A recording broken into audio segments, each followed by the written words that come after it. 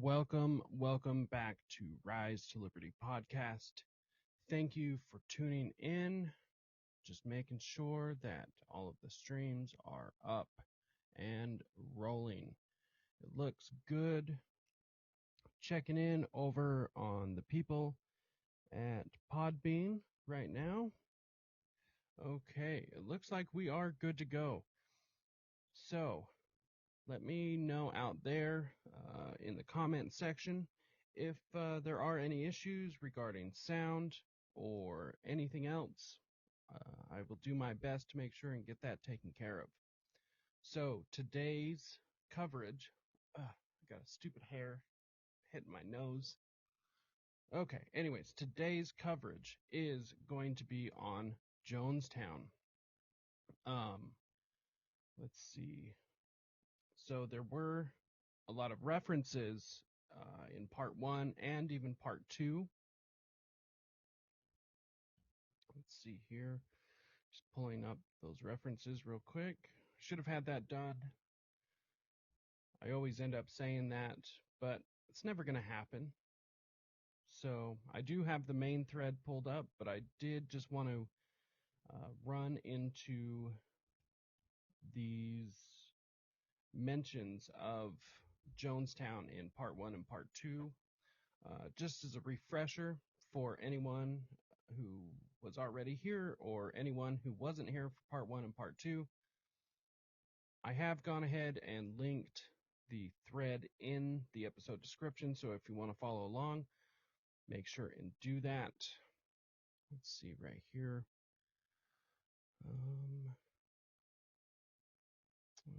Okay. So, first things first, we are going to run through just a couple of the mentions of Jonestown in part 1 and part 2. So you had a couple of pop-ups in my background. Of course, everything's got to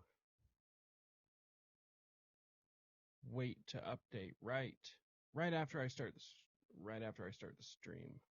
Of course, ain't it always the way? Okay, so let's go right here actually.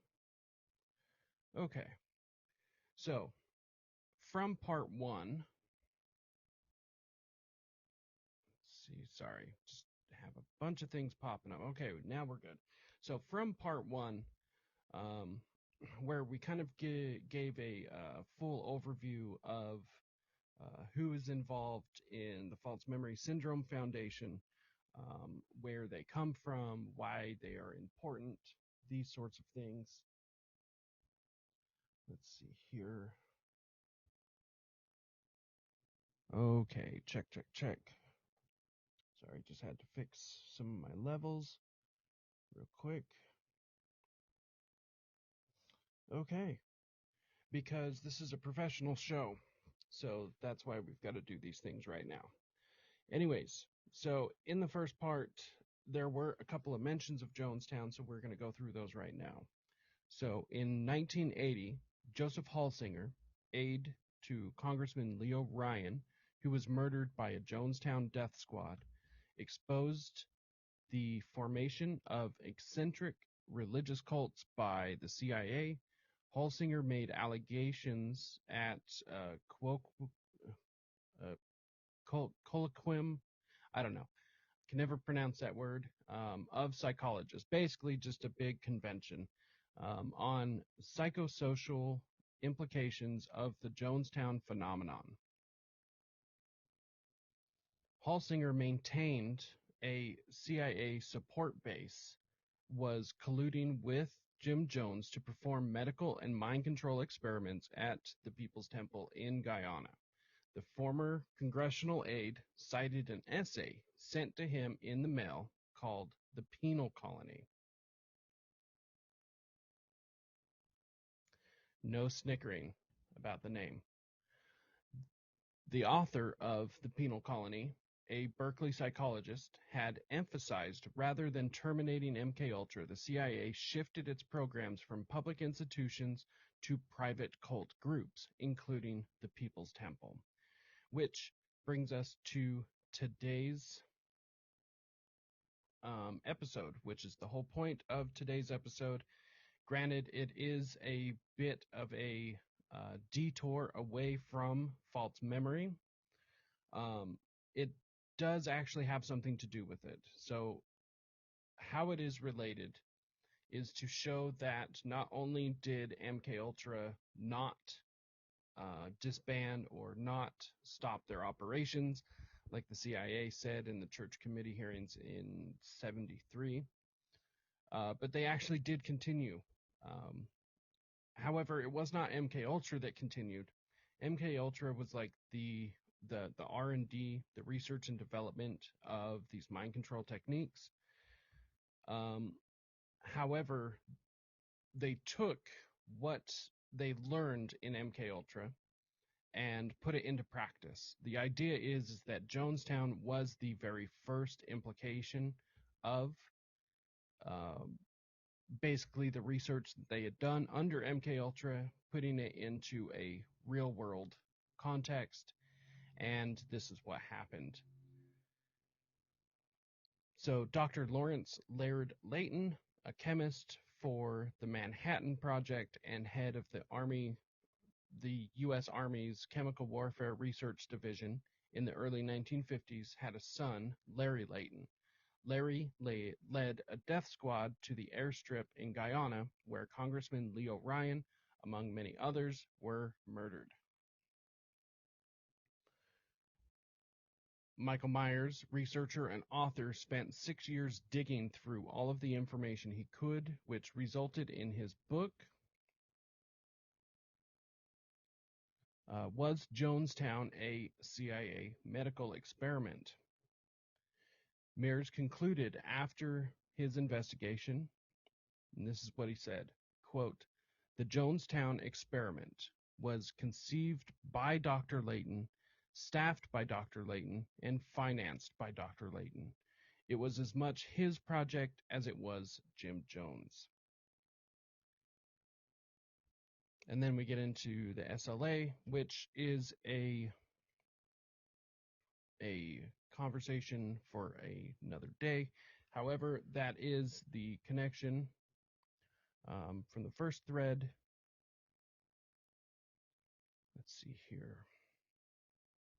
Just running through, making sure that there isn't anything in the second thread that we need to touch on, just to give this background information.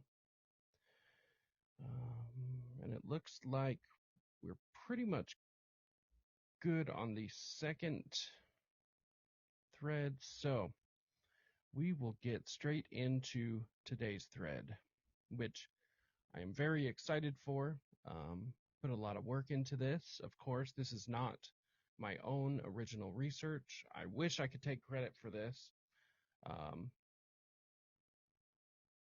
I did do a lot of searching to be able to find all of this information because it wasn't gathered all in one place. I wish it was. All I did was put it together in a digestible format. Let's see here. Come on. There we go. Okay, so let's see here.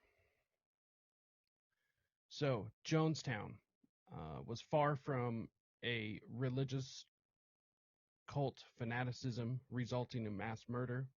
Deeper investigation revealed the clear continuation of MKUltra, Operation Gladio, Operation Condor, and Operation Phoenix, which includes paramilitary action, drug and gun running, state terrorism, and mind control.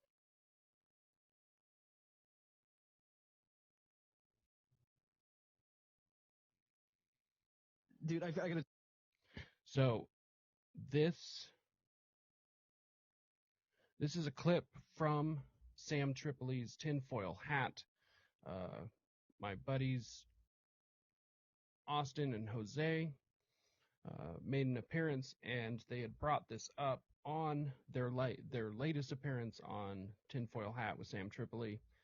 So that's kind of what sparked this thread. But let's get into what was said by these two yahoos. To tell you something I found out yesterday, Austin, and this ties in perfectly into this. I found out yesterday that, this ties into the whole Colts, MKUltra connection here that I was kind of making. Jonestown, apparently the land upon which it was at in Guyana, literally the 2 years prior, literally right before they took over the land, like it was owned by the government, and it was being trained for it was used for Operation Shalom, where they took black Green Beret soldiers and trained them in what I don't know particularly. One of those individuals that was trained there within the 2 years prior to the Jonestown, debacle in Guyana on that very same land was Colton Westbrook, the spook that ended up being the person who was running the Symbionese Liberation Army, that was known for Patty Hearst and all that. That he was being trained right before then, and then in MK Ultra op, Jonestown goes off right then. I just was talking about false memory syndrome yesterday, and that was like, holy shit, no fucking way. Austin's gonna cream his pants. Hold on. Yeah, you said a lot right there. We threw a lot at you. Guys, pump the brakes. Hold on. Okay, so that it was these guys on Sam Tripoli's tinfoil hat bringing this up. Jose and I had a conversation. We were doing false memory stuff on his channel. Make sure and go check that out over at No Way Jose, YouTube, Rumble, all the good places. And we were discussing this. By the way, there is no, at least in this thread, there is no connection for the Colton Westbrook. However, I do have that on the back end. That is being used for something else, so it's not in this thread. However, let's get directly into this. So, the question we should be asking is, was Jonestown connected to the CIA? Was Jonestown a CIA medical experiment? Who was Jim Jones? Was he connected to the CIA? We went over this a little bit in part 2 of the false memory stuff, regarding all the different connections with Jim Jones being tied to the CIA, and how the book Raven completely and utterly ignored any connection to the CIA, which is incredibly odd considering who wrote the book, considering the fact that Raven was the CIA code name for Jim Jones. There was just all sorts of blatant, obvious connections. Go ahead and go check out part 2 of False Memory. You can check that out. YouTube, Rumble, all the good places. Let's see here real quick. So these are the questions we definitely do need to be asking.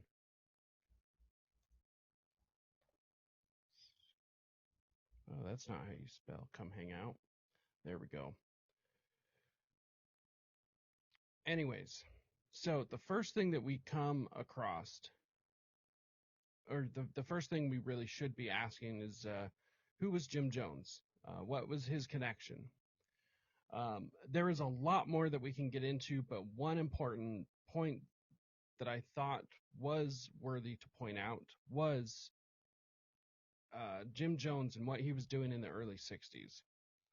So in early 1962, Jim Jones was actually in Brazil, where he remained until mid-1964.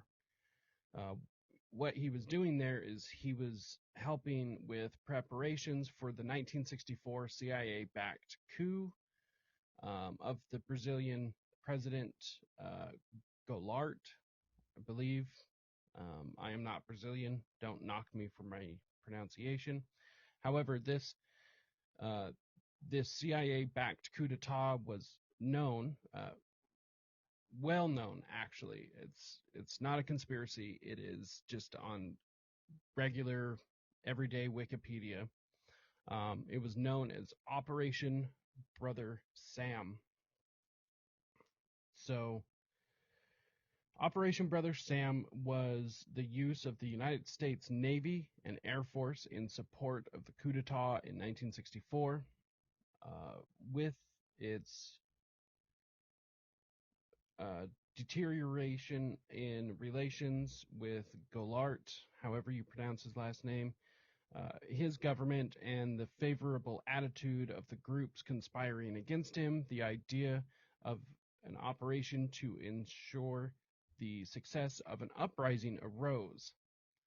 So you can go ahead and go check that out. It is linked in the thread if you would like. So Jones was exposed in print in a newspaper at the time as a CIA operative by a local newspaper, which accused him of filtering money to military officers to finance the 1964 coup. The reporter in this newspaper wrote, quote, "We all know this flamboyant American is CIA," end quote. Jones refuted the charges by telling the reporter that his money came from his pension as a retired U.S. military officer, although Jones had never served in the military. So that's rather quite interesting. Let's see here real quick. Want to make sure that everything is, the layout's good for this. So one thing I did find, which was actually rather difficult to find, was Jim Jones's identification card from when he was, I guess, stationed, since he is a CIA asset, or was.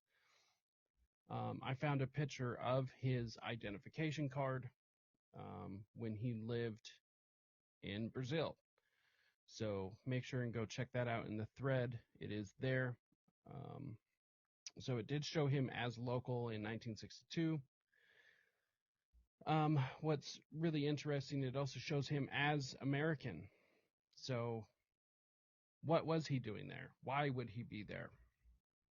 One thing I think is interesting to point out about Jim Jones, before going to Guyana, before even his exploits in California and San Francisco, I mean, he was your average civil rights leader of the time. And I guess average isn't the right word.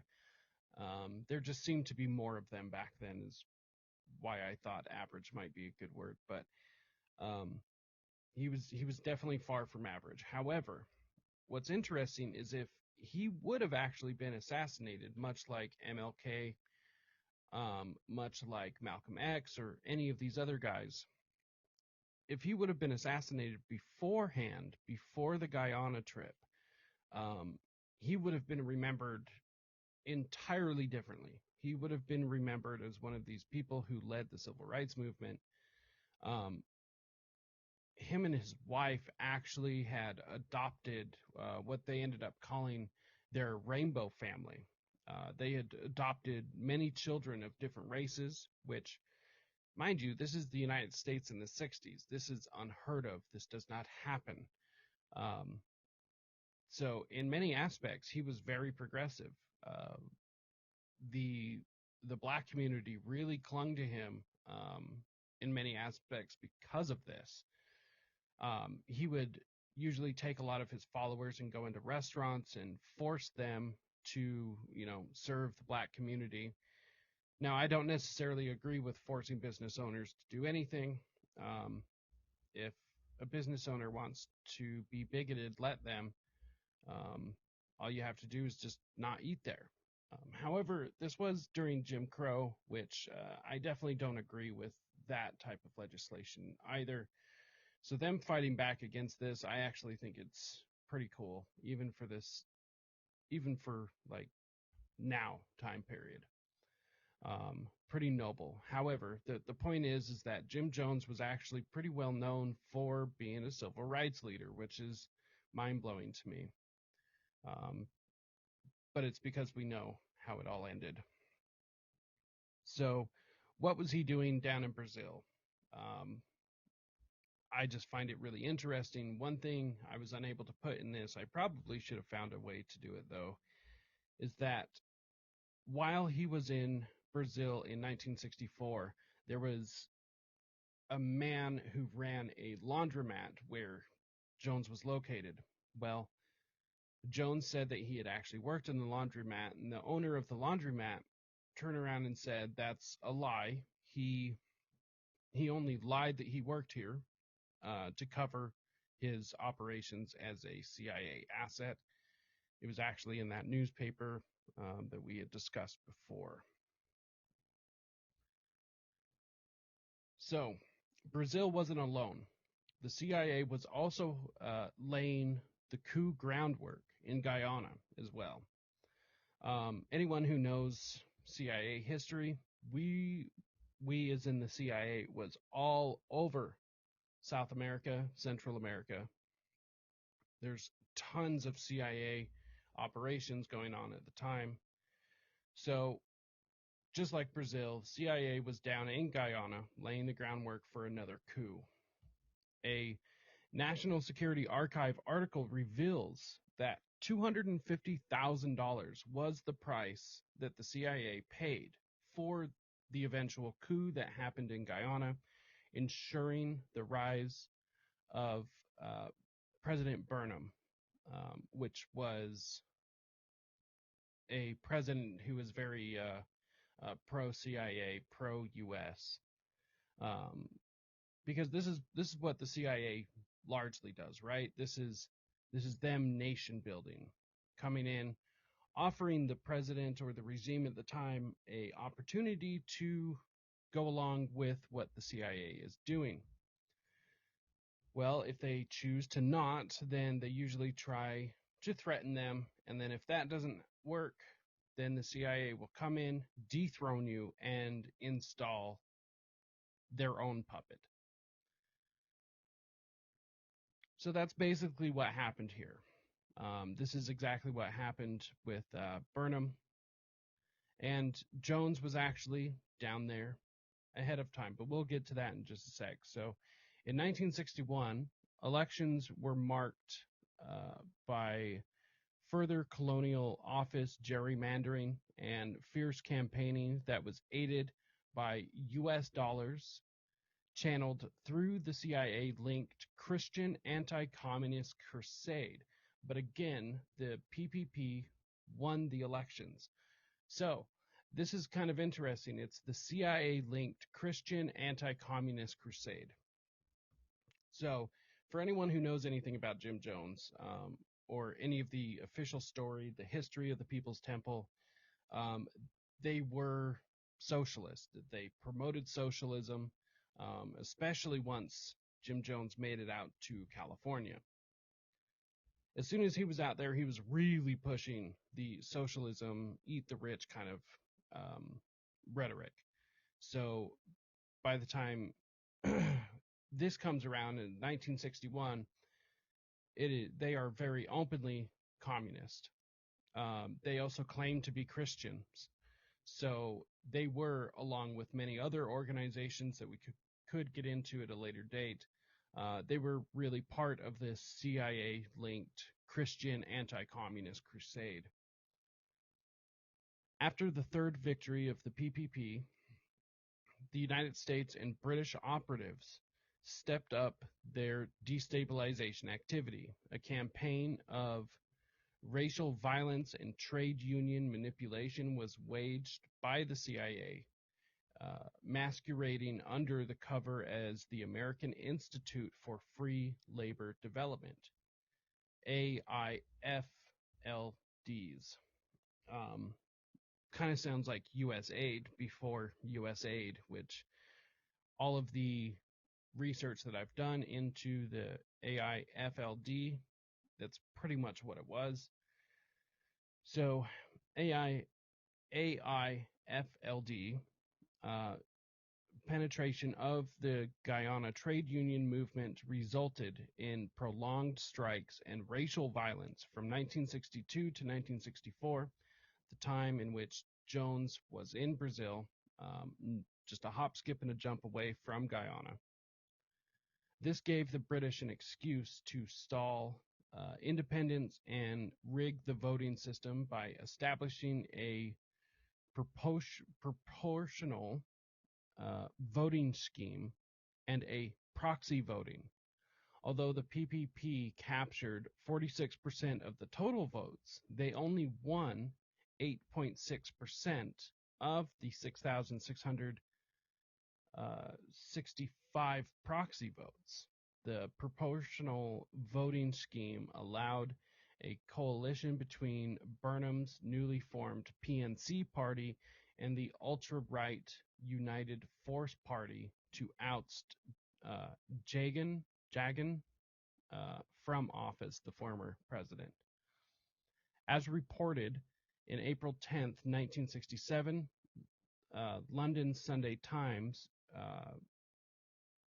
Jagan ouster was relatively inexpensive for the CIA and accomplished with around $250,000.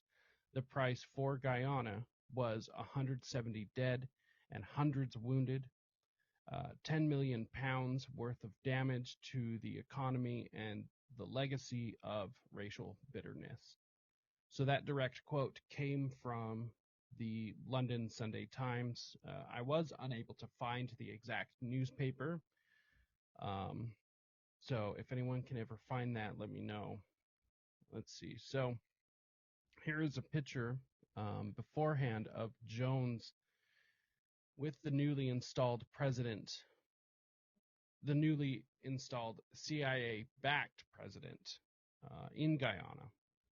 Jones went down prior to their trip, I believe it was 77 or 78, when they finally went down there permanently and never came back. But as far as I know, this picture was taken beforehand, before Jones had started the final trip down there. At this time, Jonestown was actually already being built and being used, but we will get into that. Supposedly, Jones went down there to be able to go make like peace runs and build relations with the government of Guyana. But it's just really strange that Jones, a supposed spook, would come in with another spook president and just have these meetings to establish relations. Just really strange. And once again, how many coincidences do we have to ignore? On October 21st, 1961, the Guyana Graphic published a photo of Jones and his family over the headline,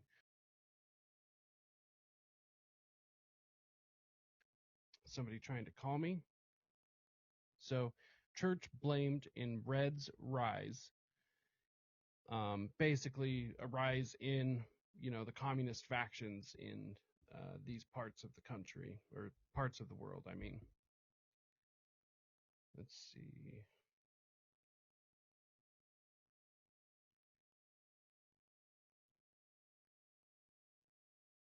Give me just 1 second. Just making sure that I don't get another phone call to interrupt.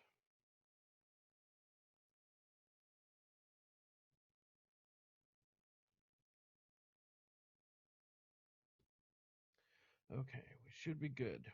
So,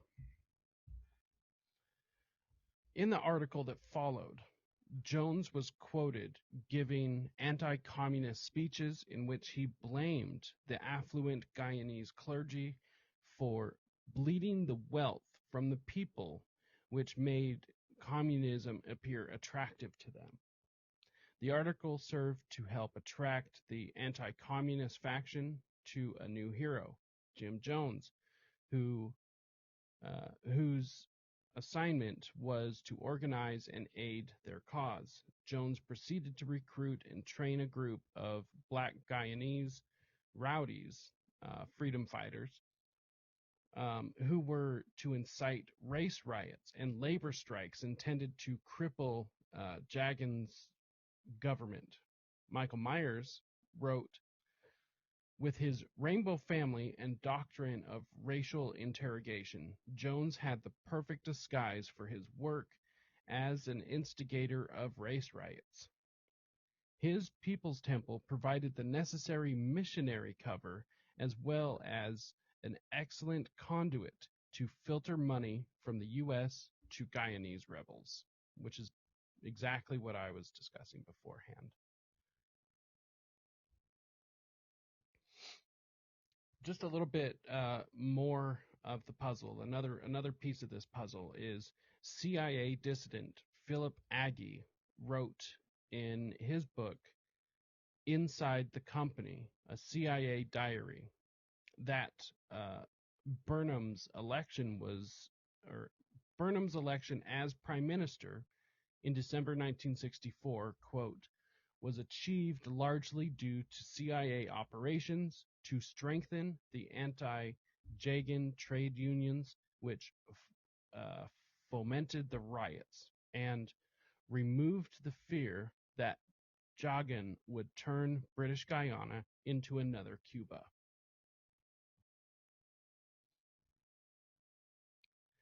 So the CIA-backed coup in Guyana it is very well documented. You can find documents of it in the CIA's reading room. I guess it is speculation that Jones not only is a asset, but is a man down there working at the time. However, we have placed him in the area without a doubt. He was in the area at the time. We have placed him with the CIA-backed, CIA-installed coup d'etat president. There are pictures of them together before the Jonestown mass suicide, which I don't believe it was a mass suicide, more of a mass murder. So yes, it is speculation that Jones is actually a asset. I don't think it's that big of a speculation. I don't think we have to jump that far to get there. So due to the new restrictions placed on the CIA, they needed a solution. Jonestown's location near Port Khatuma is strategically valuable as a U.S. intelligence foothold for covert operations. So at the time, largely done by Congressman Leo Ryan, there were, so mind you, at the time in the early 70s, this is the church committee hearings, okay? So it's all coming out about MKUltra, Operation Mockingbird, things like Operation Northwoods, all of these things that the CIA has been doing in secret is coming out. So you have the church committee hearings exposing all of these things. So one of the solutions, like I said, largely proposed by Leo Ryan, was that the CIA must go to the president or to Congress for permission before they perform any sort of covert action or before they go out and cause mayhem, overthrow a nation, sell drugs, import drugs, sell guns, whatever it may be. They have to come to the president or to Congress for permission.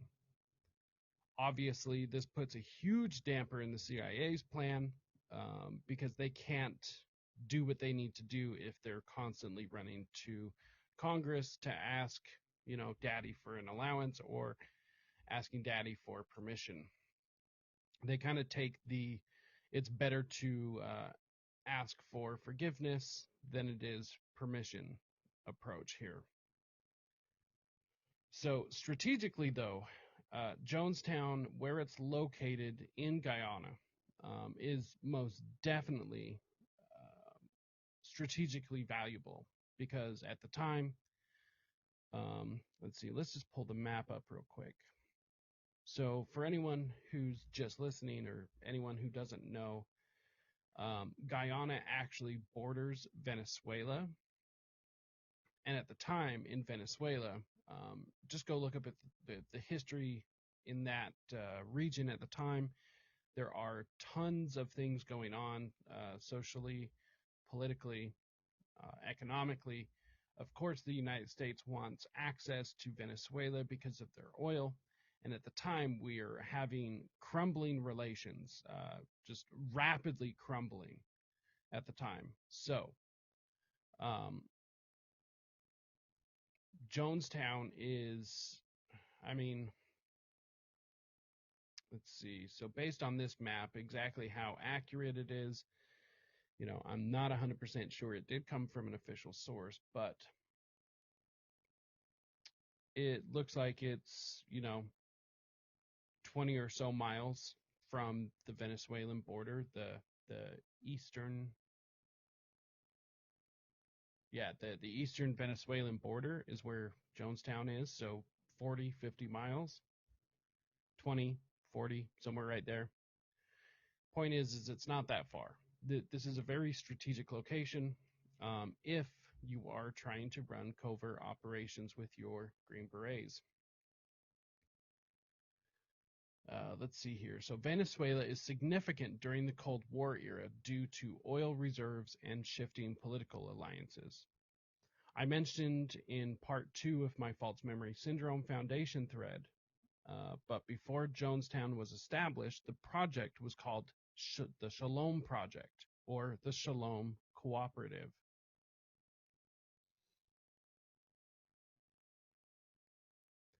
Another reason why it was strategic, so Guyana was important strategically to the U.S. because of its economic resources, especially Buxty, I believe. Buxty, and became, the U.S. had an Air Force base acquired from the British, Atkinson Field, where the Air Force officers carried out photo mapping of the entire region, which is incredibly important at this time period. So we've got emerging communist countries coming up. Of course, we want to spy on all of these people, see exactly what they're doing, what they have going on. So we need an Air Force base to be able to do that from. So we did get this Air Force base from the British, not sure exactly how, Atkinson Field, where Air Force officers carried out mapping of the entire region. So there's another reason. You've got that paired with what I've already said about Venezuela. So, as stated before, in the video showed at the very beginning of this, also from part 2 of my false memory thread, the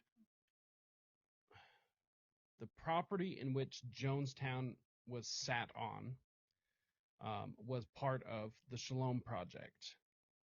We'll get into this real quick, but I've got another video clip to show you guys real quick. So, let's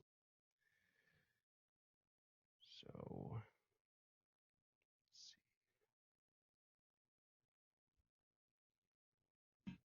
The methods that Jim Jones used in his cult, the People's Temple, are definitely classical mind control techniques. And according to a book by Michael Myers, which is called Was Jonestown a CIA Medical Experiment?, his documentation leads him to conclude that actually Jonestown was run by the CIA. Prior to being Jonestown in the deep jungles of British Guiana, that site was actually under control of what was called the Shalom Project. This was a CIA program for training black mercenaries for warfare in Angola. The methods that Jim Jones used in his... So that's basically what we were talking about. For anyone who doesn't know, that is Dr. Colin A. Ross. He is a very well-known psychologist who has written extensively about MKUltra, all of the doctors and their abuse.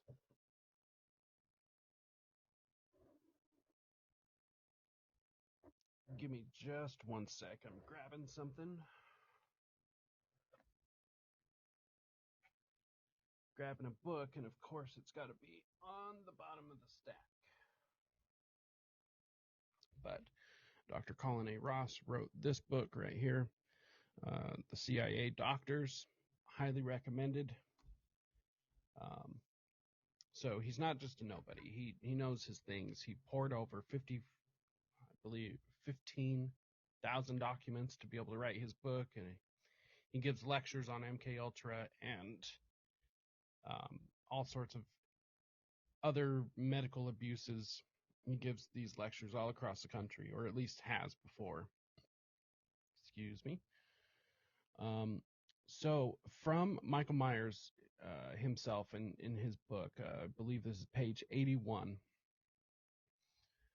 His book reads, from 1973 to 1975, Blakely, who will come back to who this is, from 1973 to 1975, Blakely was in charge of the encampment that was known as the Shalom Project, the same encampment that between 1975 and 1978 was known as Jonestown. The Shalom Project was neither Jewish nor peaceful. The CIA supplied the project with 200 black ex-Green Beret Special Forces experts. The Green Berets were the elite of the Vietnam conflict, well trained in all aspects of guerrilla warfare. You got to think at the time Jonestown was happening, the war was already over. Let's see here. Stupid mouse not working. Let's see. Kim. Yeah, and he got crickets when he explained about DID, etc. Are you talking about Colin Ross? So this at the time the Shalom Project is going on was at the end of the Vietnam War. There were a lot of special forces, like I've talked about in previous episodes. Vietnam was like the war where special forces, Green Berets, Navy SEALs, all of these elite fighting forces were really established for what they were going to be in the future. And there were such things as Operation Gladio, which really started in World War II, but really picked up again in Vietnam. And then you have Project Phoenix. You have all of these special programs. Project Phoenix, supposedly, which is where the serial killer author Shawcross came out of, along with many, many others. Project Phoenix, it was a paramilitary operation that really just kind of, okay, so for lack of a better term, created terrorists or serial killers is basically what it looks like when you read into it. So you have all of these highly trained killers, all of these people that have done terrible, terrible things, and now the war's over. What do they do? They can't just go back into society. They can't just go get married, have a bunch of kids, and then forget that they did all of these things. So a lot of them were having really difficult times getting acclimated back to civilian life. So what was done with a lot of these highly trained people, because I mean there wasn't that many of them in comparison to a lot of these the average soldier. So what happened is the CIA would approach a lot of these people and offer them to basically stay doing what they were doing and to become mercenaries. That's what a lot of these people did. Hence the Shalom Project. That's where this comes in. So if you're going to be training a lot of Guyanese soldiers down there in the jungles, you're going to need some really talented people, talented as far as this stuff goes, paramilitary operations, leave behind military operations, that sort of thing. To be able to train these Guyanese soldiers, you're going to need some very talented people. Well, you just got through a war, training all these people on U.S. taxpayer money. might as well put them back to work at the Shalom Project, train all of these people, because we might need some rebels to go into Venezuela, depending on how the socio-political issues end up happening over there. As far as I know, we didn't actually end up sending any troops over there, but there's so many things that are classified, who knows. Also, there was a separate coup going on in Africa, well, in one spot in Africa, many coups. Angola is where we were sending people from South America. So it seems like the Shalom Project was really training people to stay along the border of Venezuela or go into Venezuela, I'm sure, and then also training mercenaries to go over to Angola. So this page goes on to say, since the 1960s, their number had been reduced by over 10,000, and many found readjusting to civilian life doubly difficult. They returned from Vietnam to find the same discriminatory practices in hiring as had forced them to join the military in the first place. Only now they were further shunned by potential employers for their part in a war for which most Americans felt ashamed. To these unemployable veterans, the CIA offered a profitable solution. They could be highly paid mercenaries or advisors who trained other mercenaries. These experts in weapons, demolitions, communications, medicine, and intelligence were placed in the overseas security staff of major U.S. corporations and in guerrilla warfare training camps such as the one headed by Phil Blakely in Jonestown. So remember the name Phil Blakely, because we will be coming back to that person. Mind you, also from 73 to 75, Philip Blakely was in charge of the encampment. He was in charge of the Shalom Project. This was his baby, his thing.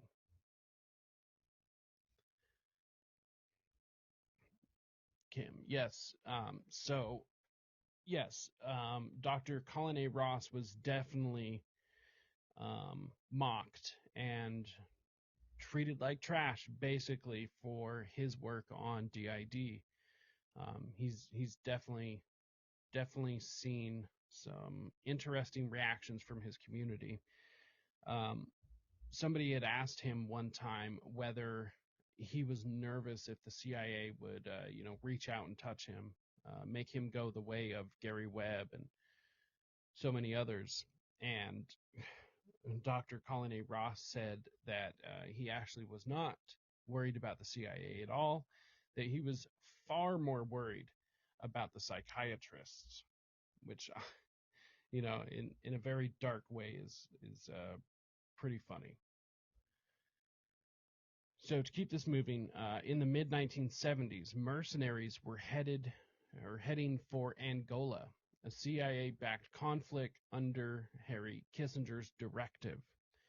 This 1974 declassified State Department document acknowledges the existence of Project Shalom, or the Shalom Cooperative. So the State Department document states the following. From CIA reports, the National Security Council, dominated by Henry Kissinger, had advanced knowledge of the military coup in Portugal, hence the three-sided civil war in its African colony of Angola.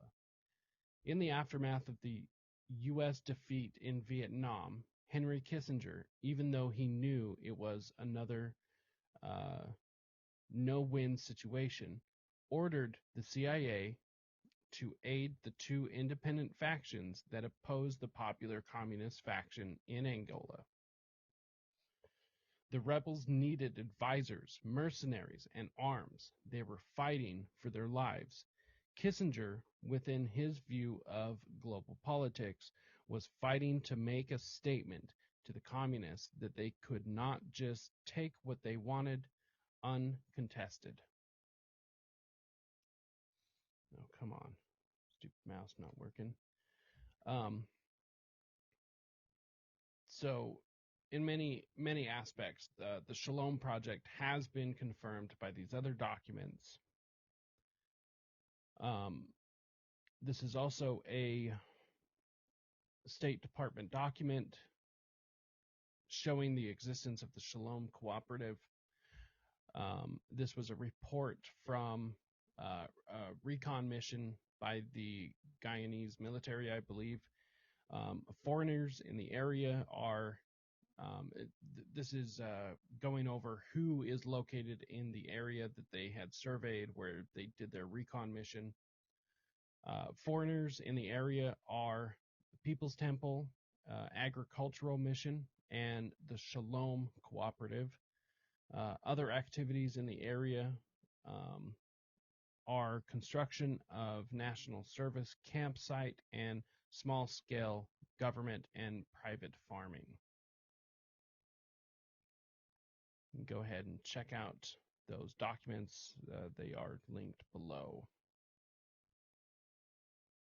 Let's see here. Just making sure I have everything in the back.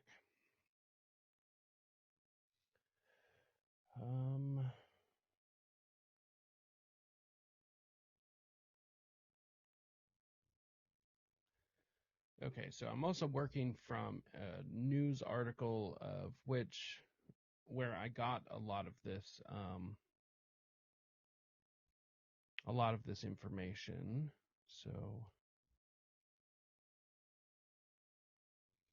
just to make sure that we have all of our bases covered. And it looks like we're good so far. So to keep going. This 1974 telegram from the U.S. Embassy in Caracas, which housed a CIA office. It was the closest CIA office at the time. Let's see here. Just make sure, checking the chats and everything. Okay. This 1974 telegram from the U.S. Embassy in Caracas, which housed a CIA office, to the Secretary of State, acknowledges a couple of things.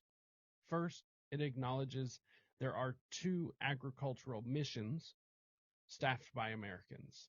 That is the Shalom Project and Jonestown, or what would become as Jonestown.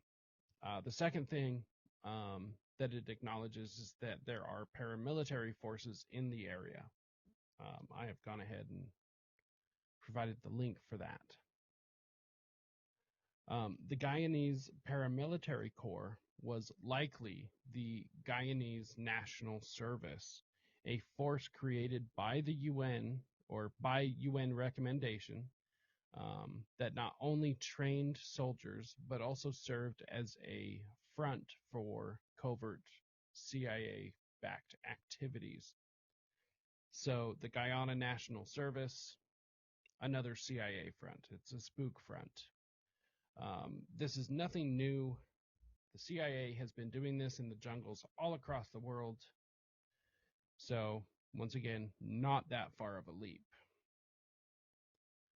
Also, the Guyana National Service being a force that was created by UN recommendation just makes this sketchy as all hell. So this 1974 telegram reads as follows. Subject: American citizens settled in disputed area of Guyana, Venezuelan border. Let's see.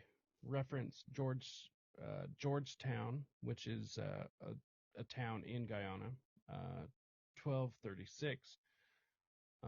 Let's see right here. The important part.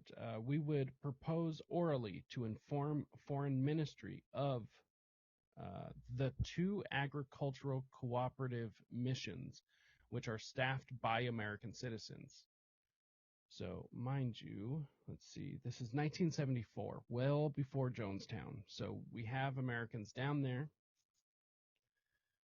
However, we feel it would be better repair it for Raftel or Raftel, not to involve ourselves in passing information concerning a Guyanese paramilitary corps of 500 volunteers. And this should be a matter of Guyanese government's own responsibility if it wishes Venezuelans to be informed. So, like I said, it acknowledges two things. 2 agricultural missions staffed by Americans. There are paramilitary forces in the area of upward of 500 people, 500 paramilitary forces.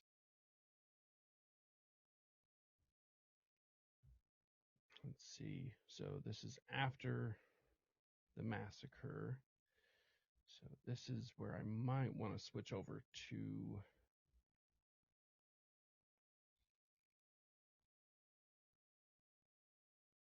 let's see. Just go ahead and remove this real quick.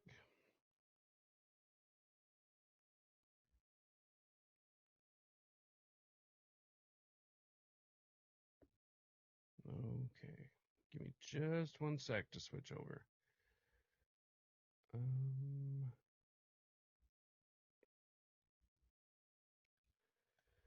Okay.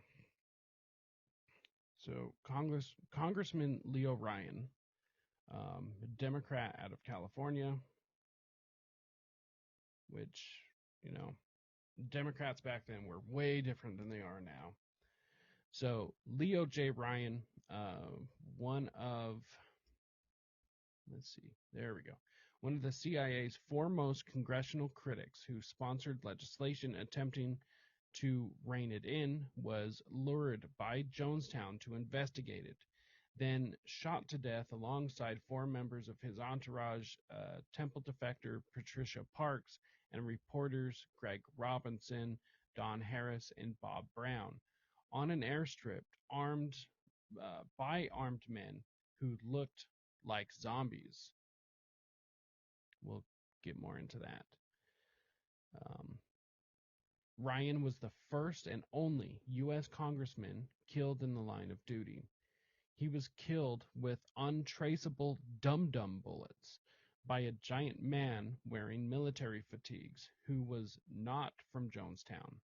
Outlawed by the Geneva Convention, the dum-dum bullets, which shatter upon impact, would have been issued by the CIA for use in anti-Castro exile raids on Cuba and the JFK assassination. So this is one piece I was unable to include in the thread. But the dum-dum bullets, let me see if I can find something real quick to dum-dum bullets. Exactly what they are, or at least what they look like.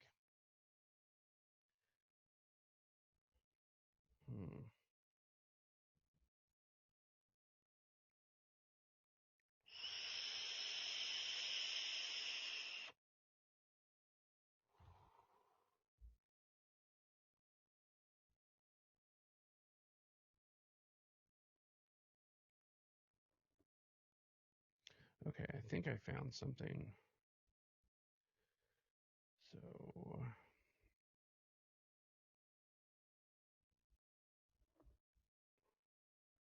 let's see here. Oh, come on.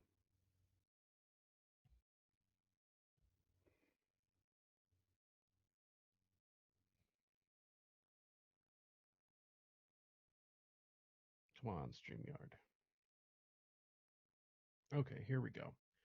So, The Truth About Dum-Dum Bullets by Dr. Hayden Frown. Interesting. So, among the various characteristics and incidents of the Great War, The use of dum-dum bullets once again enters as a distressing and important matter.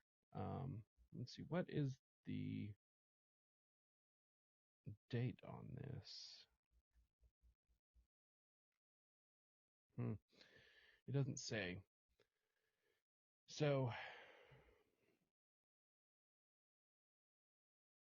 as a matter of public interest, but also to serve as a guide in inquiry, I am able to give illustrations of various forms of these bullets from the collection which I possess of specimens actually used in a former Great War. All have been taken from dead and wounded of the enemy, my position as a surgeon having afforded me the best of opportunities for making a study of the subject on the spot. Dum-dum is a term which may fairly be applied to all bullets which do not make a clean passage through whatever part of the body is struck, but expand or split up or mushroom out, much as a hollow point, um, as as in the illustration marked in number 1, which is right here up in this corner, up in the top left corner. They mushroom out as such, which is a hollow point. So making increased havoc in consequence and ending in exit that is vastly greater than entrance. The illustration marked 1A gives a good idea of the structure of a dum-dum, being a revolver cartridge with hollowed out free end of the bullet, which is right up here. Any shooting enthusiasts know what a hollow point bullet looks like. Illustration number 2 is a photograph of a man's arm through which a dum-dum bullet has passed. The dark marks clearly show the multiple exit caused by the breakup of the bullet. The flesh is roughly lacerated, various pieces of ragged bullet having passed irregularly through. So as you can see, many of the dark spots all over his arm. Let's see here. So illustration number 3 represents a form of dum-dum which is made by the soldier himself. The specimen taken from one who was killed. For the wounded are careful to throw such away at once, if they are able, is an ordinary. I guess that's the end. Anyways, here are various types of mushrooming bullets, usually termed soft nose bullets. So, like it mentioned in the thread, these were absolutely outlawed. The use of these dum-dum bullets were outlawed in warfare. But at the time, we were not at war in Guyana or in Venezuela. So the only people who would actually have access to any of these, unless the soldiers made them themselves, which is unlikely unless they had instruction to do so by, I don't know, maybe maybe the CIA. Oh, come on. There we go. So, of course, and there we go. So, once again, Congressman Leo Ryan, along with the other people killed with him, was killed with untraceable dum-dum bullets, supposedly by a giant man wearing military fatigues who was not from Jonestown. outlawed by the Geneva Convention. The dum-dum bullets, which shatter upon impact, have been issued by the CIA for use in anti-Castro exile raids on Cuba and the JFK assassination. So this is a little hard to see, but this was taken from a video, I believe. So when they say killed by a giant man wearing military fatigues, they are talking about this person in this clip. Let's see. Come on, can I get it one more? Yeah, there we go. It's about as big as I can get it. So the lead assassin, number 2, was 7 feet tall and dressed like a walking rainforest. So I don't know about 7 feet tall. It might just be a weird perspective. But then again, I wasn't there. Wasn't even alive yet. So let's go ahead and remove that. So this is a point that I wanted to bring up. I was unable to fit into the thread. Okay, come on.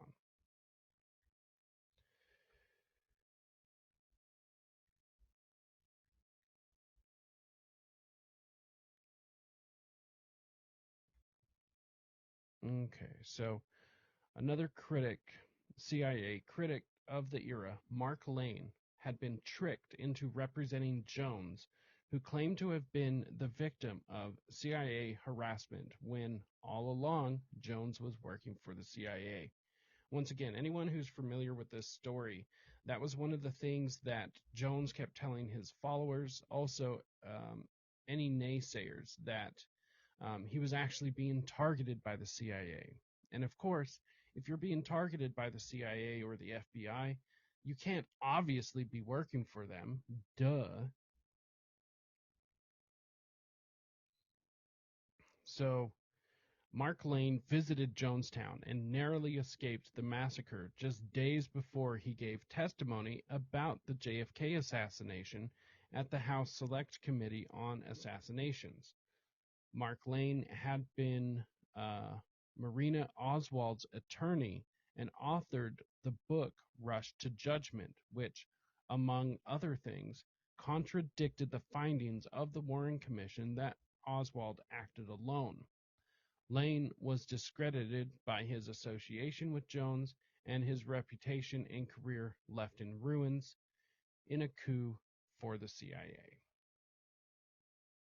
Rather interesting data point that I found incredibly interesting. So let's get back to the thread real quick. And from here on out, we will be switching back and forth. But I do believe it will be worth it. Okay, so after the massacre, a U.S. Customs interim report was found, dated August 26, 1977. It was regarding the investigation into the possible illegal export of up to 170 guns from California to Guyana.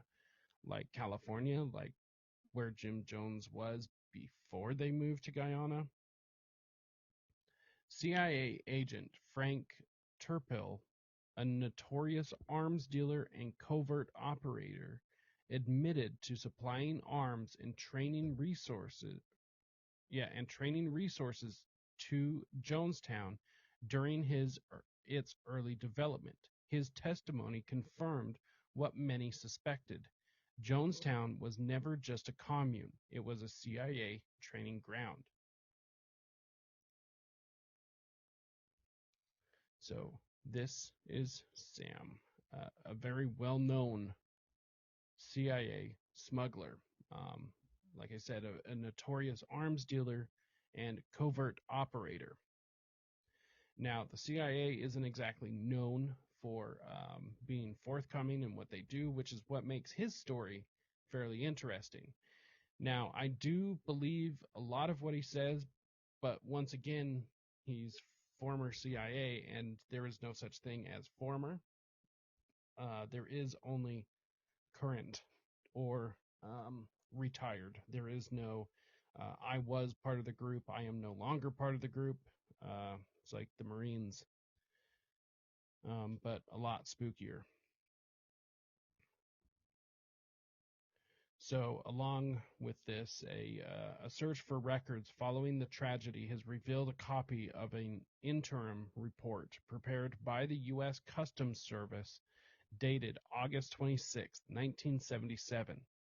This report concerns an investigation carried out by the Customs Service between February and August 1977 with respect to the possible illegal export of up to 170 guns from California to Jonestown, Guyana.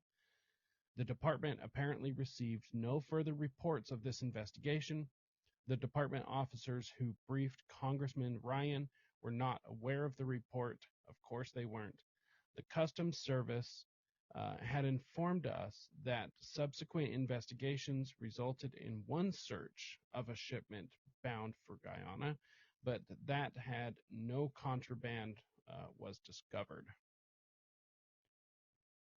So if this was just one shipment that was found, imagine how many there probably, or imagine how many there most likely were.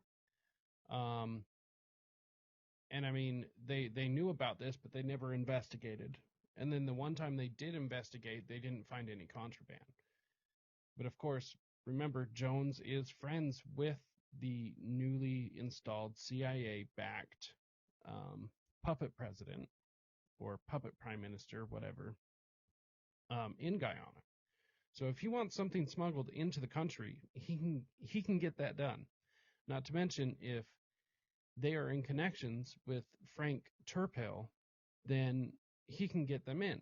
He is a notorious arms dealer who ended up coming up on charges of smuggling arms and all sorts of different training devices and torture devices into Angola. Just another connection to Angola.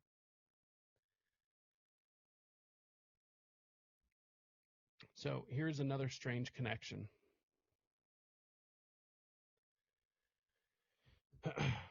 So the official Joint Chiefs of Staff communications log shows a report, the Jonestown suicides at 3:29 a.m. on Sunday, November 18th, on a CIA radio channel, which is NOIWON. In other words, the CIA reported from Jonestown at 3:29 a.m. No one else was supposedly in the area at the time.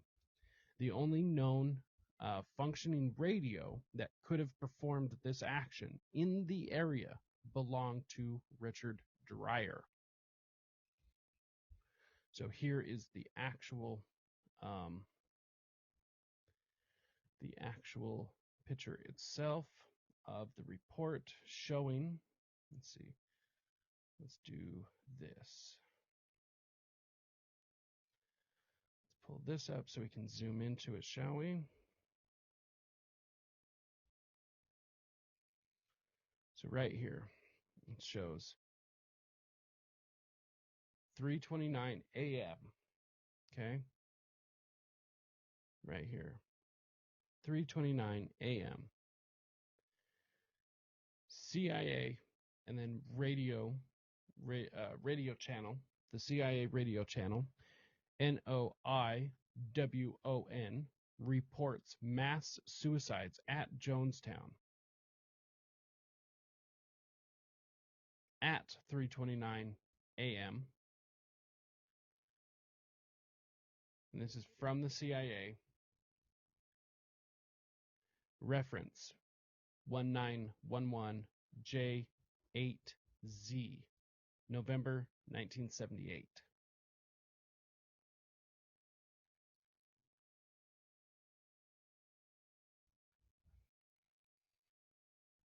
So on top of this,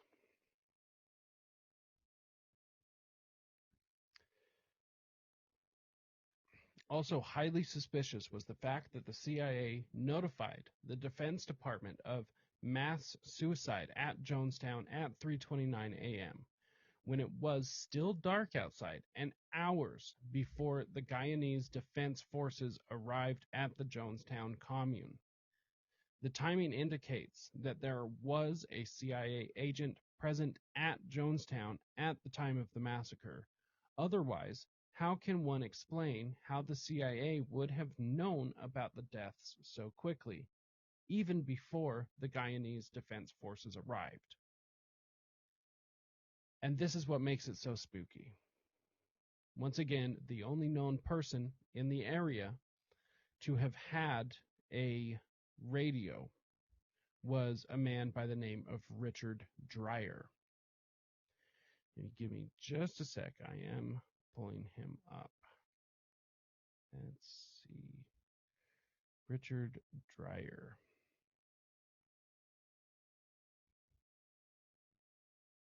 Here we go.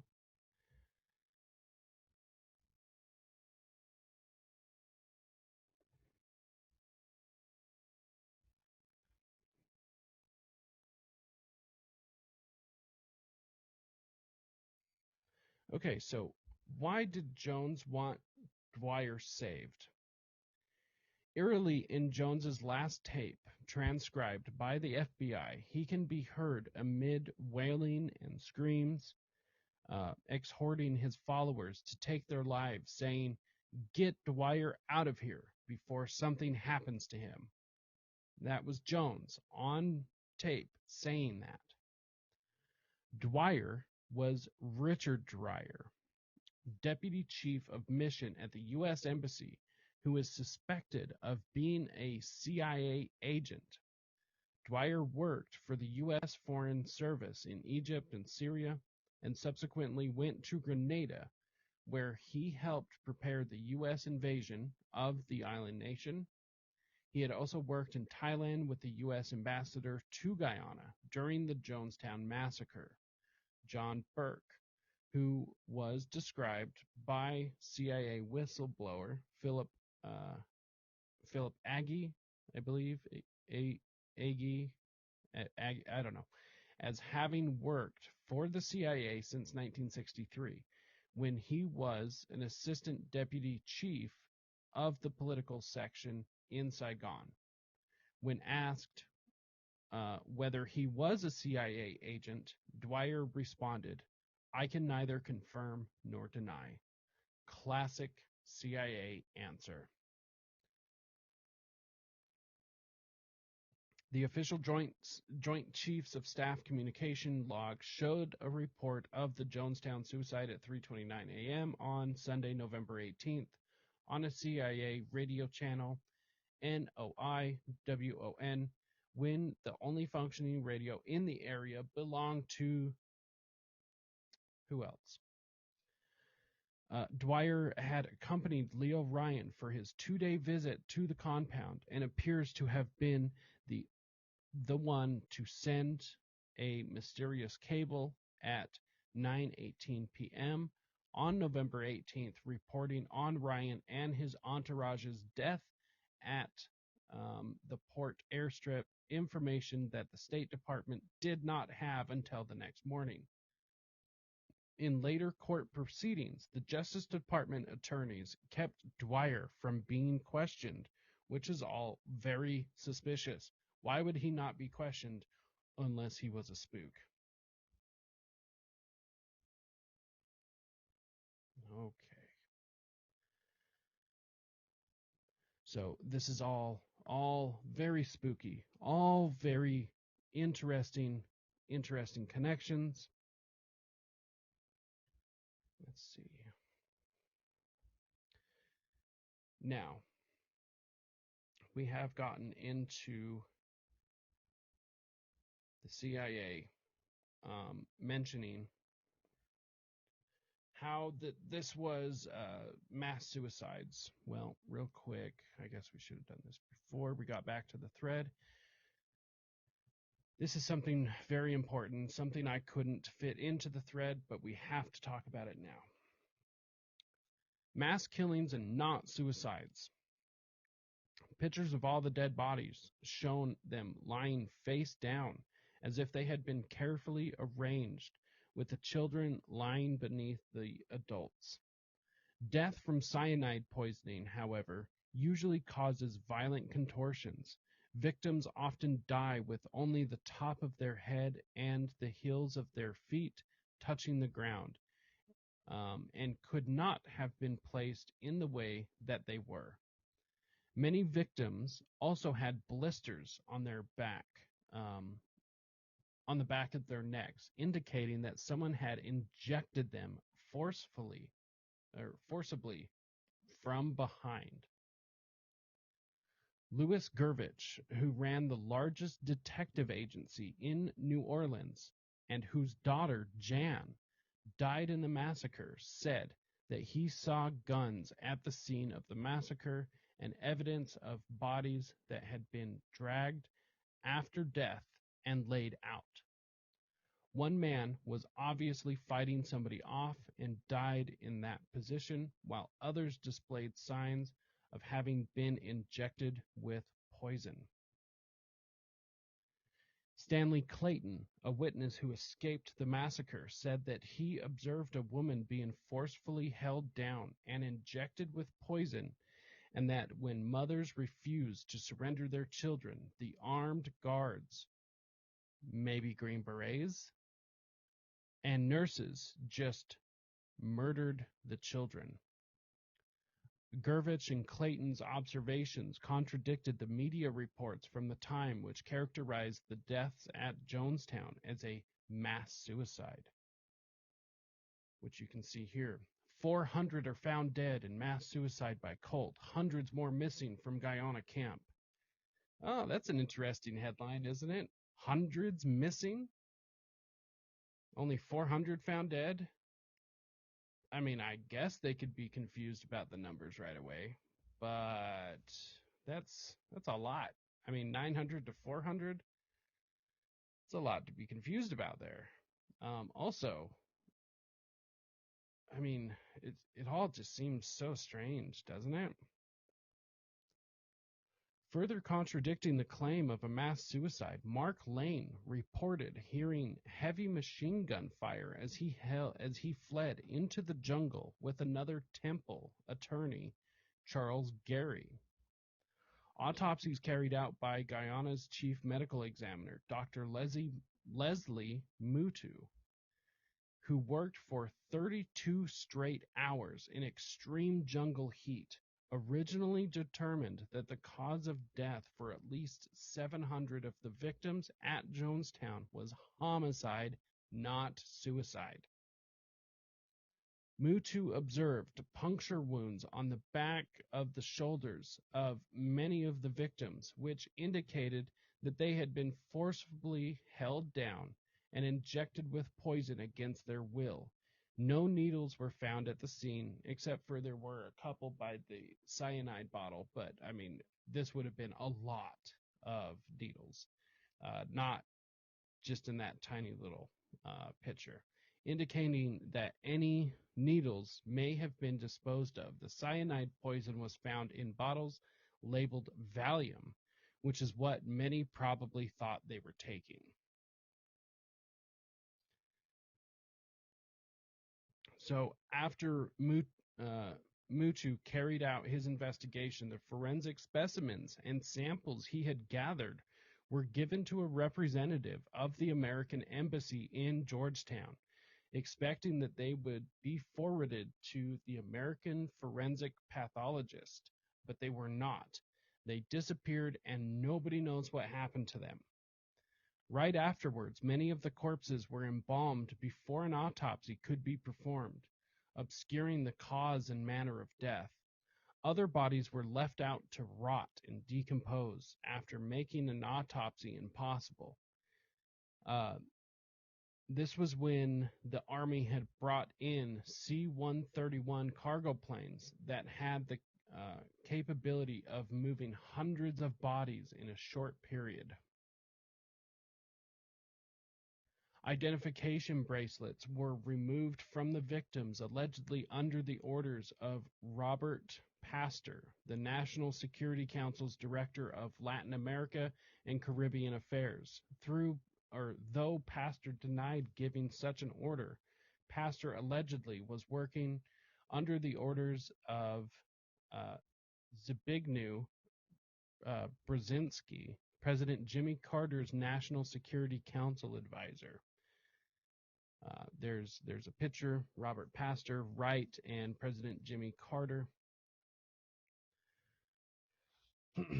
A study in the New England Journal of Medicine found 6 leading medical examiners describing the handling of the bodies of the victims by the U.S. military and others as inept, incompetent, and embarrassing, with, quote, only circumstantial evidence of probable cyanide poisoning. The Los Angeles Times reported that 3 of the Jonestown dead were discovered in January 1986, 8 years after the mass suicide, stacked in caskets inside of a storage facility in Southern California. Scott Hooker, a Green Beret who landed in Jonestown after the massacre, told Temple defector David Parker Wise that his mission was to kill any remaining survivors and inject their bodies with cyanide. Jones' lover, Annie Moore, was shot and killed in Jones's cabin while retrieving valuables with CIA-issued dum-dum bullets like Ryan. Jeff Braley, a senior medic of the Joint Humanitarian Task Force who was sent to Guyana to recover the remains of the victims of Jonestown, said that he was approached by a man in civilian clothes he suspected to be CIA, who told him to guard a large box of sensitive documents that he needed to take to the U.S. Embassy and to shoot anyone who tried to take the box away. Also highly suspicious was the fact that the CIA notified the Defense Department of the mass suicide at Jonestown at 3:29 a.m. when it was still dark outside and hours before the Guyanese Defense Forces arrived at Jonestown, which we have covered. The timing indicates that there was a CIA present at Jonestown. We're not going to go through all of that again, but isn't that all very interesting?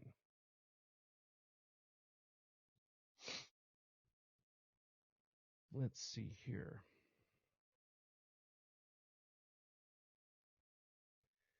Oh, there's one more little part that kind of connects all of the CIA with all of this. Let's see real quick. Okay. After the massacre, a secret tape was found where muffled voices could be heard in the period before the Guyanese security forces arrived, discussing news coverage about Jonestown in English. These could be the voices of American intelligence agents participating in a cover-up. Air Force Colonel L. Fletcher Powtree, who worked closely in key positions with the CIA and the Joint Chiefs of Staff, JCS, for many years, noted evidence of the involvement of a larger force in the operation. The Joint Chiefs of Staff had prepared air shipments of hundreds of body bags. They didn't normally keep that many in one place. Within hours, they began to shuttle them down to Georgetown, the main city. They couldn't possibly have done that without prior knowledge that this was going to happen. It shows that there were prior planning.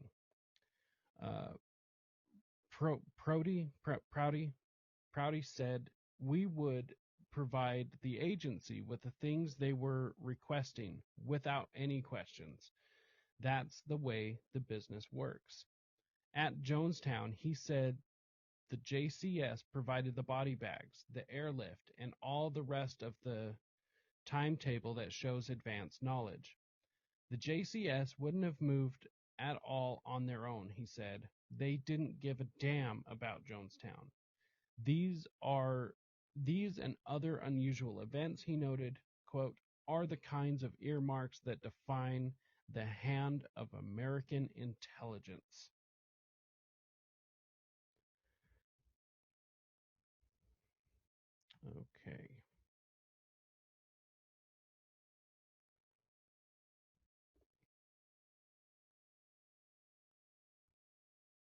see. Okay.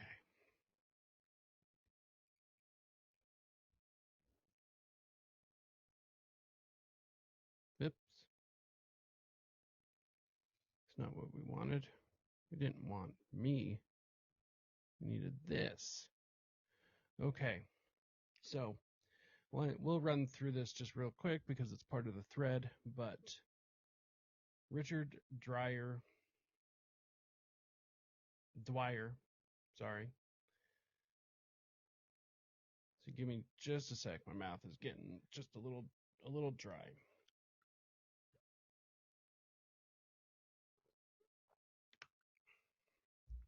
So Richard Dwyer, deputy chief of the mission at the U.S. Embassy, who is suspected of being a CIA agent. Dwyer had accompanied Leo Ryan on his 2-day visit to the compound. In Jones's last tape, he can be heard, get Dwyer out of here, blah, blah, blah. When asked whether he was a CIA agent, Dwyer responded, I can neither confirm nor deny. And there is a picture of Dwyer all the way to the right, official from the U.S. Embassy in Guyana, talking with Richard Trop, Marcel's Jones, and Jim Jones. Thought that was an interesting picture. So researcher Michael Myers spent 6 years writing his book, Was Jonestown a CIA Medical Experiment?, which concludes that Dr. Layton was directly involved in MKUltra and that Jonestown was as much his, Dr. Layton's, project as it was Jim Jones's.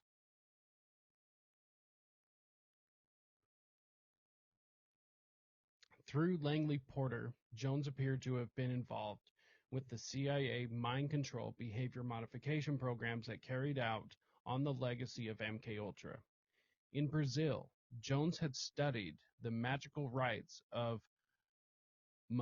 Macumba and Umbanda, and the works of David Miranda, who conducted a study of extrasensory perception. That was also of interest to the CIA in connection with the MKUltra program. So also were the mass conversion techniques at which Jones's Pentecostal training had made him an expert. During the 1960s and 70s, Jones received treatment at the Langley Porter Neuropsychiatric Institute in San Francisco, the nation's leading center for brain research. Langley Porter was known for experiments it conducted on behalf of the Defense Department's Advanced Research Projects Agencies, or ARPA, which is the precursor to DARPA. While much of that research is classified, the Institute experimented with electromagnetic effects and behavioral modification techniques involving a wide variety of stimuli, including hypnosis.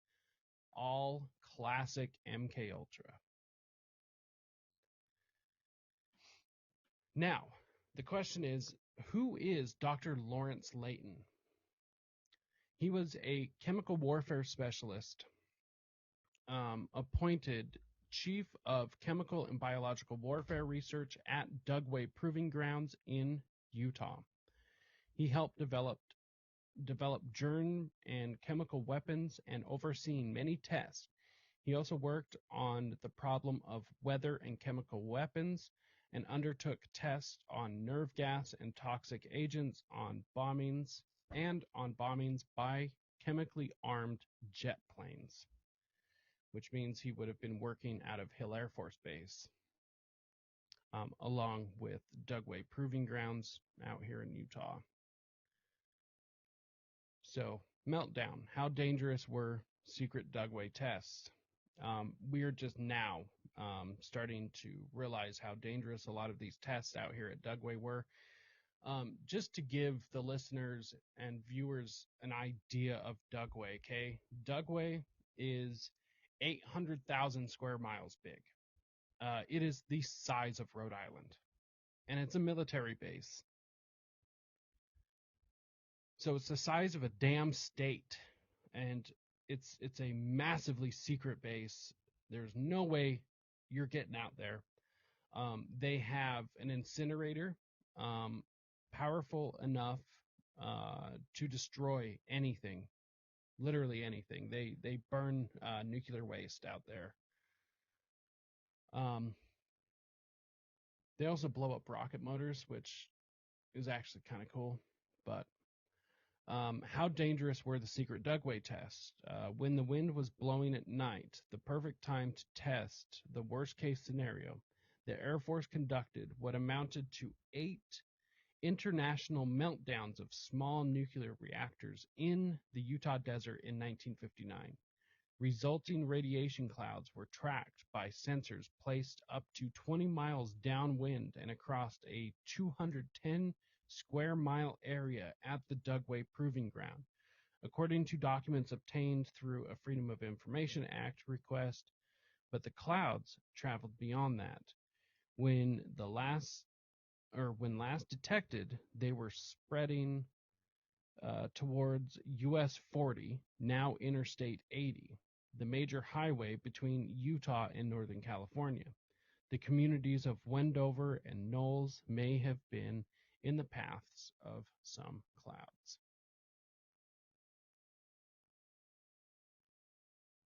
In defending chemical weapon usage, Dr. Layton stated, "You can blow people to bits with bombs. You can shoot them with shells. You can atomize them with atomic bombs. That's considered moral. But the same people think there's something terrible about poisoning the air and letting people breathe it. Anything having to do with gas warfare, chemical warfare, has the taint of horror on it.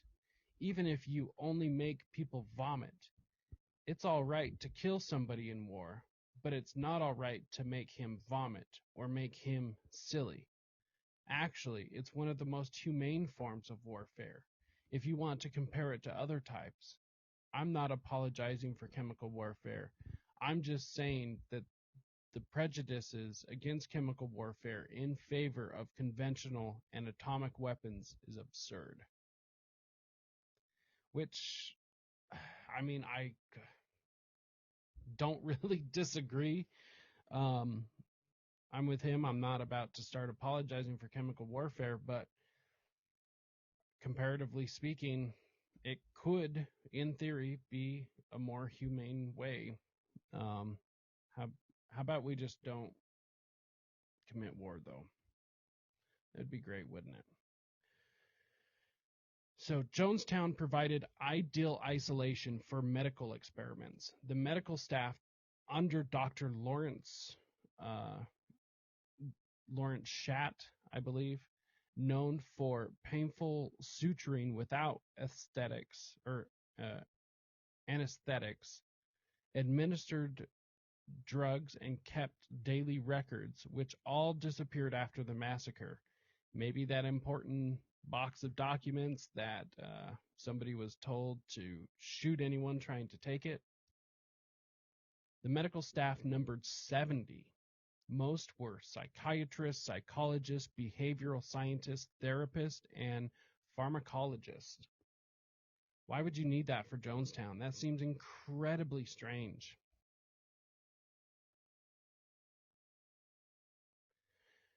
Now here's where it gets even more strange. When the Jonestown Medical Clinic was found after the massacre, mind you, staffed with 70 people for 900 people, this was a state-of-the-art facility.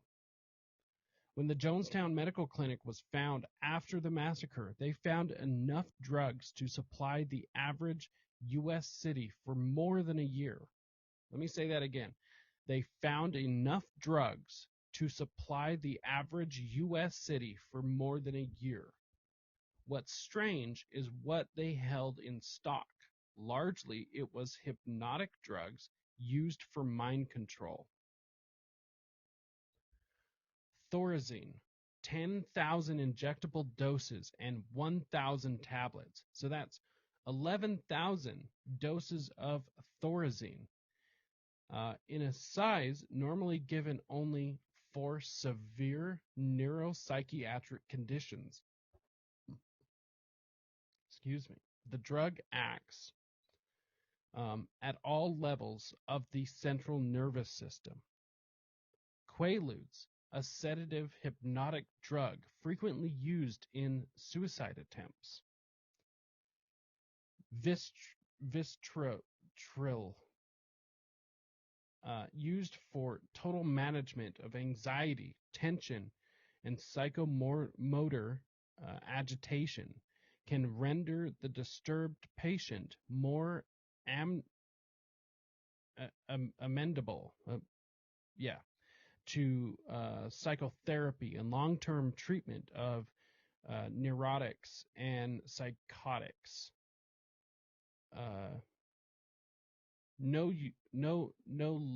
Noladar, a sleeping aid that produces both psychological or psychosociological and psychological dependence. Moderate overdoses can produce delirium and confusion. Large overdoses, stupor, leading to coma. Let's see here. There was also injectable Valium, useful in treating neurotic states manifested by tension, anxiety, apprehension, fatigue, depressive symptoms, and agitation. Valium tablets. An overdose of Valium in either form tends to make suicidal patients more likely to make a death attempt. Morphine sulfate. This strong painkiller can be habit-forming and have complex psychological effects. Demerol, a narcotic angelic. I don't know. I'm only an armchair doctor, okay, people? I also suck at pronunciation. It should be used with great caution and has multiple reactions similar to those of morphine. Telwin, similar to Demerol in morphine-like actions, the drug has a history of creating psychological and physical dependence. Seconal, an extremely dangerous sedative and hypnotic that can be habit-forming, must be used under medical supervision. Oops. Now, there were also, let's see here. So, give me just one sec. Oh yeah. So, what is linked in the post itself is actually a official report of them finding all of this, and there were some records that were shown or that were recovered, some of the medical records. And so if you want to go check out the official records, that is what was found. Not making all of that up, but it is incredibly odd that it was nothing but it was nothing but mind control drugs. And I mean, 11,000 doses of Thorazine? Come on. Let's see here. Let's keep it moving. We're getting pretty close to 2 hours here. And so now you've also got to think about the types of punishments that these people were given and the things that they were experiencing while they were in Jonestown. This is very reminiscent of MKUltra style tactics. Not even just style tactics. It was MKUltra tactics. So some of the things that the people would experience while down there was psychic driving. Jim Jones employed techniques akin to psychic driving by subjecting his followers to continuous repetitive messages.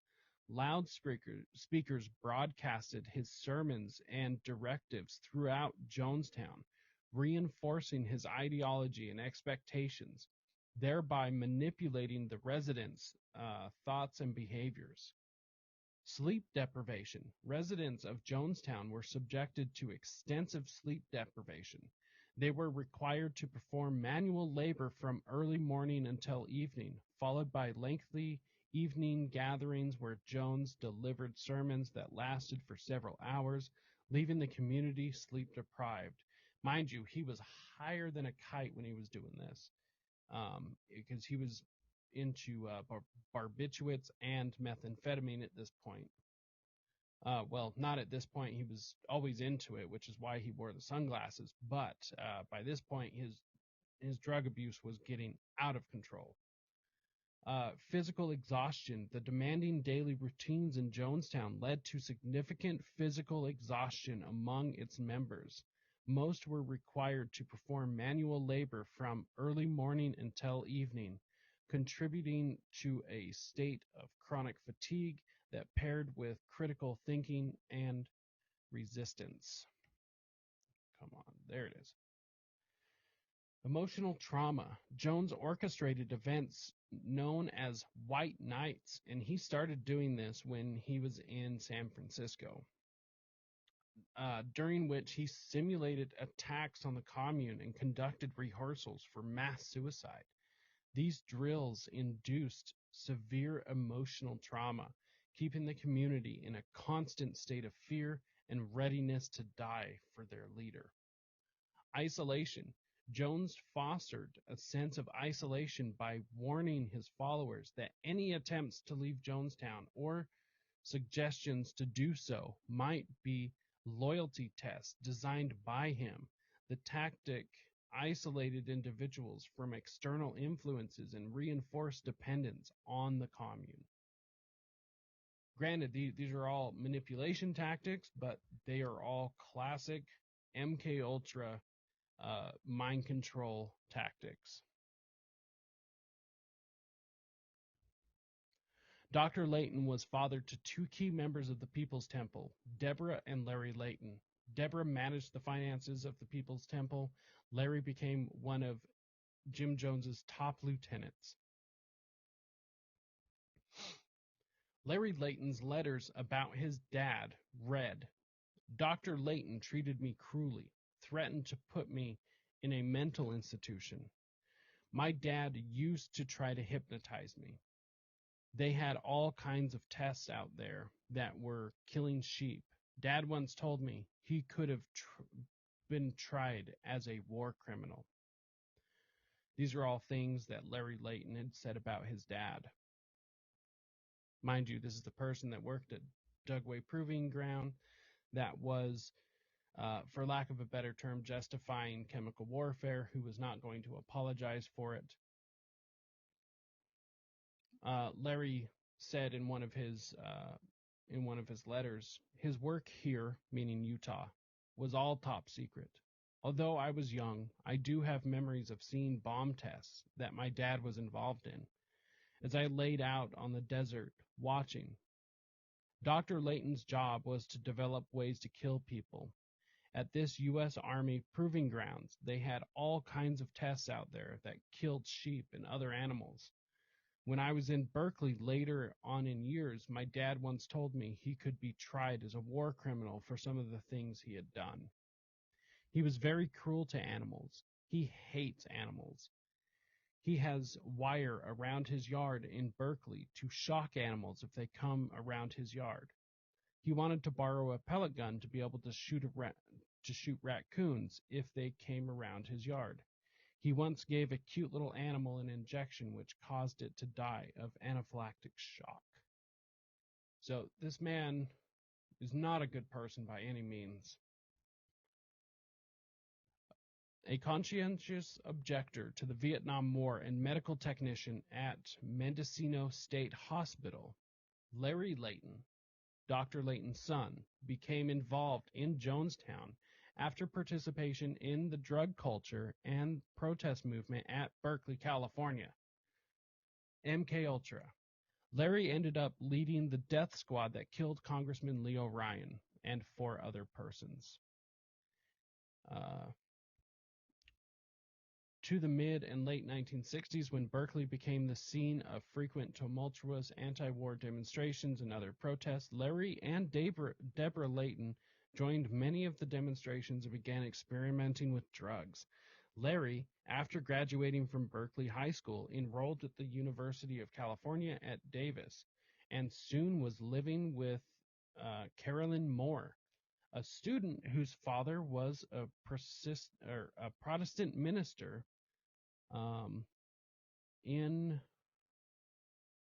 see, that's covered up actually. They were married in 1966, and a year later, Larry, who was a Quaker, had obtained a draft deferment as a conscientious objector, moved with his new wife to Ukiah in Northern California to serve in lieu of military duty as a medical technician at the Mendocino State Hospital. The hospital was not far from the People's Temple community Mr. Jones had established in Redwood Valley. Of course, that's a picture of him being arrested on the airstrip the day he killed Congressman Leo Ryan. Deborah Layton managed the temple's money, laundering to Swiss and offshore bank accounts. Deborah also appropriated the money to purchase the drugs found and the arms for her husband's project. Deborah was married to British-born temple member Philip Blakey. Told you that name was going to come back up. George Philip Blakey, in charge of the Shalom Project, running Jonestown before it was Jonestown.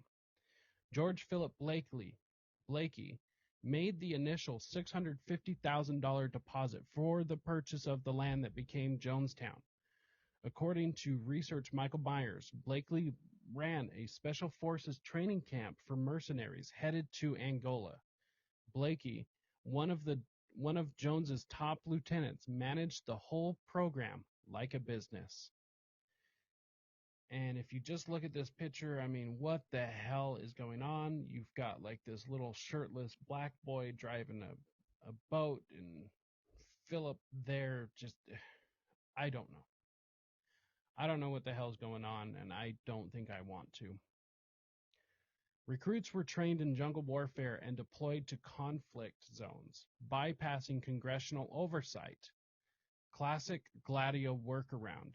Under his command, there were 100 to 200 mercenaries, or maybe even 500. Some were on the People's Temple's security staff. The camp's infrastructure, sophisticated weapons, explosives, and two distinct sites, a primitive jungle outpost and main cleared camp, mirrors Gladio's isolated training model.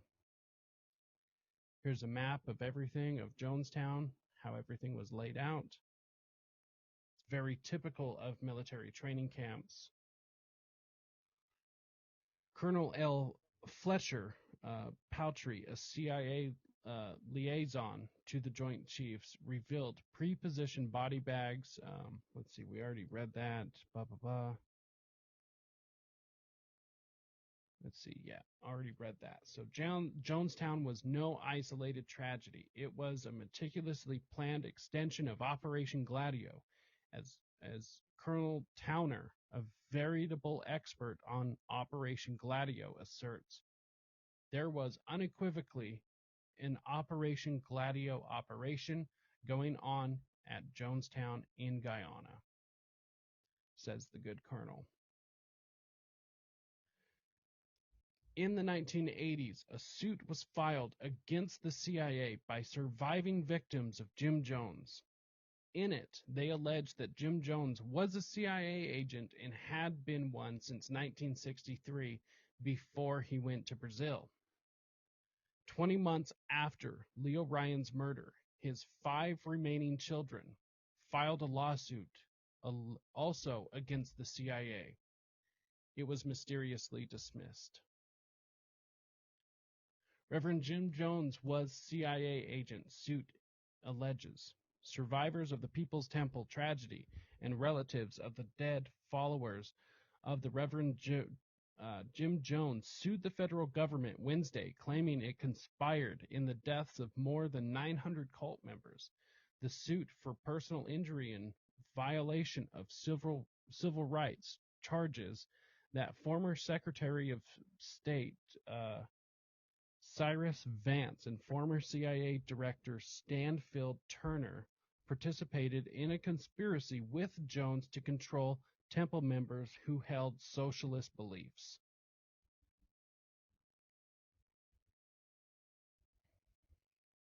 More than 20 months after Leo Ryan was killed, his 5 adult children, 2 sons and 3 daughters, filed a lawsuit based on an extensive investigation into what had participated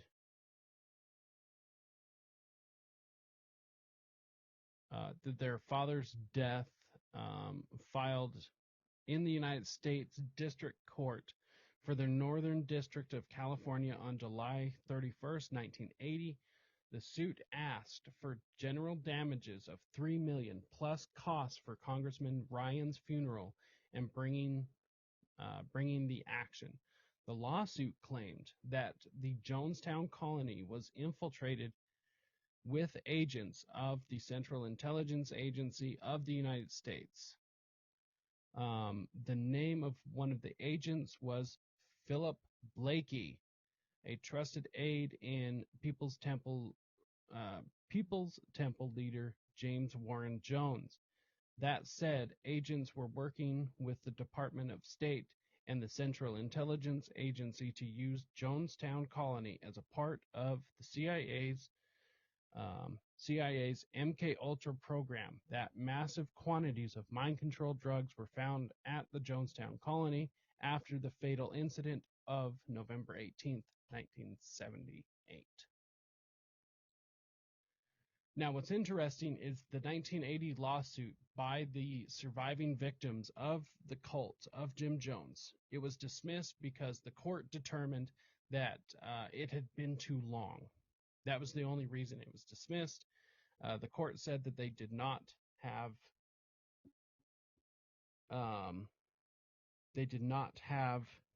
any more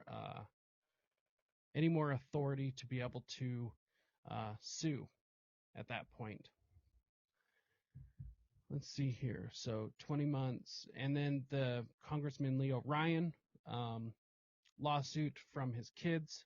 Like it said, it was mysteriously dismissed. No reason that I've been able to find for why that it was actually ever dismissed. And that means that we come to the end of the thread. Hopefully now it can be seen that Jonestown is a clear continuation of MKUltra, Operation Gladio, Operation Condor, and Operation Phoenix. Paramilitary action, drug and gun running, state terrorism, and mind control.